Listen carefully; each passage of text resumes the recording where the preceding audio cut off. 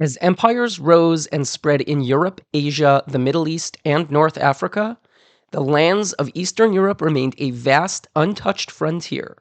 Trade routes grew, linking distant civilizations from Scandinavia to Byzantium, even reaching the Far East, connecting diverse cultures.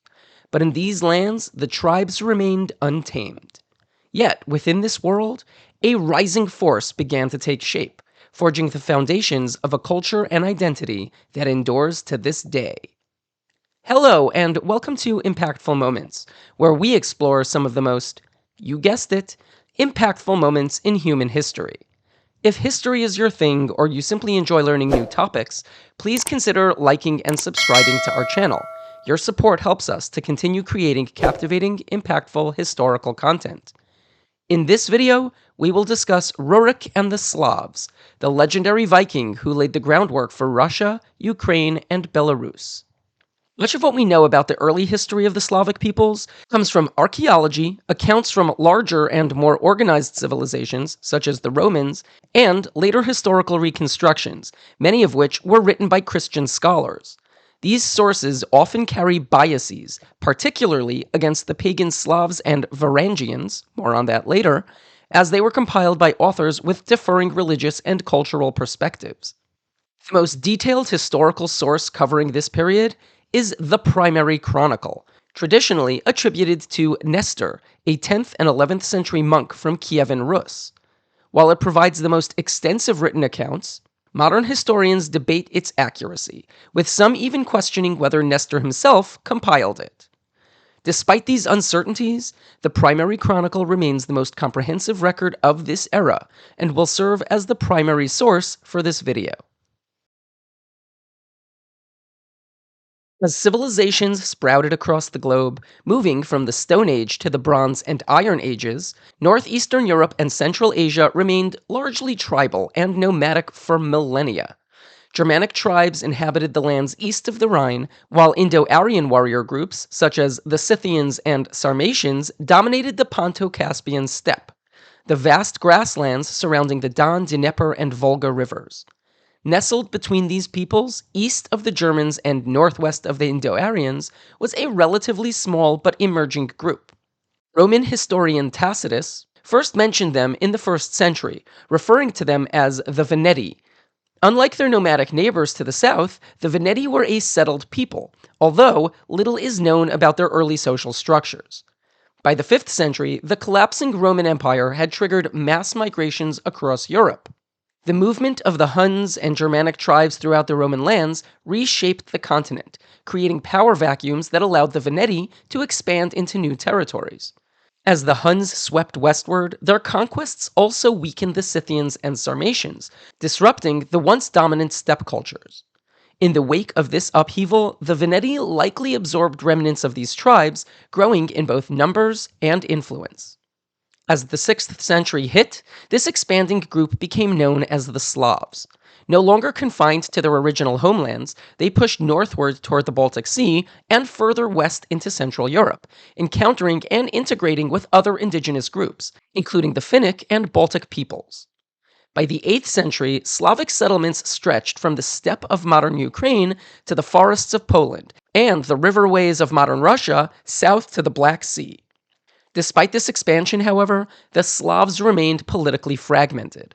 Like the early Greeks, Germanics, and Celtic tribes before them, they shared a common culture, religious traditions, and linguistic similarities, but lacked a unified state or centralized authority. As the Slavs were expanding across the forests and plains of Eastern Europe, their neighbors across the Baltic Sea were forging reputations of their own. Masters of both trade and warfare, these seafarers became known for their daring raids, unmatched navigation skills, and ability to connect distant lands. In the west, the Norwegians and Danes, collectively known as Vikings, dominated the waters of the North Atlantic, launching devastating attacks on the coasts of Britain, Francia, and beyond. To the east, their Swedish counterparts, known as the Varangians, derived from the Old Norse Varangiar, meaning sworn men, traversed the great river systems of mainland Europe, reaching as far as the Black and Caspian Seas, establishing strongholds deep within Slavic lands as they passed through. These adventurers moved along the Dnieper and Volga rivers, using waterways as both raiding corridors and lucrative trade routes. They plundered villages, seized goods, and captured slaves to sell in the bustling markets of the Byzantine Empire and the Islamic caliphates. But they were not just warriors, they were also merchants and rulers. Over time, the Varangians came to dominate many Eastern Slavic tribes, exerting control over key trade hubs and imposing tributes on the people they encountered. By the mid 9th century, the Slavic tribes, wary of foreign rule, rebelled and forced their Swedish overlords to retreat back to their homelands. Yet, with the Varangians gone, the unity among the Slavic tribes crumbled and internal conflicts erupted, the absence of a centralized authority leading to near constant warfare. The Slavic chieftains sought a stabilizing force and turned to the very people they had just expelled. The Slavs invited the Varangians to return, offering them fertile lands in exchange for leadership. In response, a Swedish prince named Rurik arrived in 862 with his warriors. According to the primary chronicle, Rurik established his rule in Novgorod, solidifying his authority over Eastern Slavic lands. However, alternative theories suggest that rather than arriving by invitation, Rurik may have come as a fugitive. Some accounts propose that he was forced to flee from his native Sweden after his reckless overseas raiding left his own territories vulnerable, prompting his king to strip him of his holdings. Per this narrative, Rurik first settled in Ladoga before moving to Novgorod where he cemented his rule.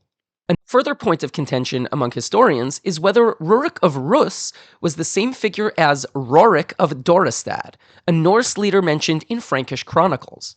Rurik was a powerful Viking chieftain who had dealings with the Carolingian rulers and controlled parts of Phrygia.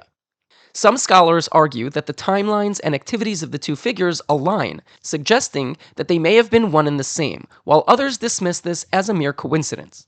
Regardless of his precise origins, Rurik's reign lasted for nearly 2 decades, during which he established law and order over Slavic lands before his death in 879, or 882, according to the theory that he and the Frankish Rurik were the same person. Upon Rurik's passing, Oleg, a relative who ruled as regent for Rurik's young son Igor, took control. Oleg quickly expanded the now cohesive Slavic domain, moving south along the Dnieper River, where his forces encountered Slavic settlements that had long been vassals of the Khazar Khaganate, a powerful Turkic state to the east. Among these cities was Kiev, ruled at the time by 2 Norse warlords, Askold and Dir, figures who, notably, had no royal lineage. Seeing their rule as illegitimate, Oleg had them executed and seized control of the city in 882.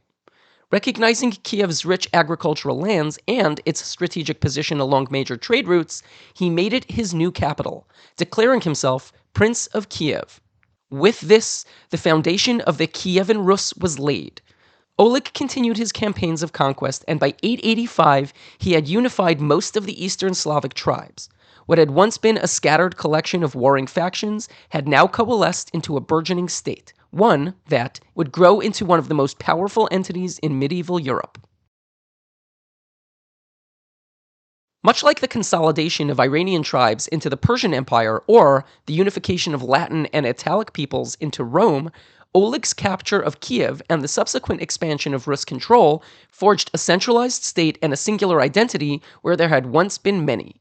The effects of this newfound unity were immediate. With an organized state came stability and protection, as Kievan Rus could now field armies to repel nomadic raiders and defend its borders. Trade flourished under a more structured economy, particularly along the Dnieper trade route connecting the Rus to the Byzantine Empire, the Islamic caliphates, and even distant Scandinavian markets. The region, once seen as a fragmented frontier, rapidly became a vital player in European and Eurasian affairs. Perhaps the most profound impact of Kievan Rus's creation was the emergence of a new people. The Swedish Varangians fully integrated with the Slavs, intermarrying and blending their distinct Scandinavian heritage with Slavic traditions. Over time, this fusion gave rise to the Rus, believed to have originated from the Norse word rus, referring to seafarers or rowers. This new identity would not only define Kievan Rus in the decades to come, but also lay the foundations for one of history's most consequential civilizations. The establishment of Kievan Rus set in motion a series of historical developments that would shape the world far beyond its immediate time and place. One of its most enduring legacies was the foundation it laid for the future Russian, Ukrainian, and Belarusian states, with Russia deriving from the Latin Rusi, meaning people of Rus, and Belarus meaning white Rus. Over centuries, as Kievan Rus fragmented and later succumbed to Mongol invasions, its political and cultural traditions would be carried on and adapted, particularly in the Grand Duchy of Moscow, which positioned itself as the successor to Rus' legacy. This directly influenced the rise of the Russian Empire and, in turn, the modern geopolitical landscape of Eastern Europe and Eurasia. Another major consequence was the introduction and eventual dominance of Orthodox Christianity in the region, stemming from the conversion of Kievan Rus under Prince Vladimir the Great in 988. Adopting Byzantine Christianity not only shaped the culture and political identity of Eastern Slavic states, but also defined their alignment in broader religious and geopolitical struggles, such as the divide between Eastern Orthodoxy and Western Catholicism. The long term consequences of this division are still evident today, influencing everything from language and art to international politics. The consolidation of a unified Rus identity, the rise of Orthodox Christianity, and the lasting influence of Kievan Rus's governance and trade networks have shaped Eastern Europe for over a millennium, spanning the rise of the Russian Empire, the Soviet Union, and its spread of communism, and the modern states of Russia and other Slavic nations. The very existence of major world powers such as Russia can be traced back to these origins, underscoring how the events of this era continue to shape history. I hope you enjoyed this video and found this period in history both informative and enlightening. Please feel free to share your thoughts in the comments below, and I hope you can join us for another video. Thanks for watching.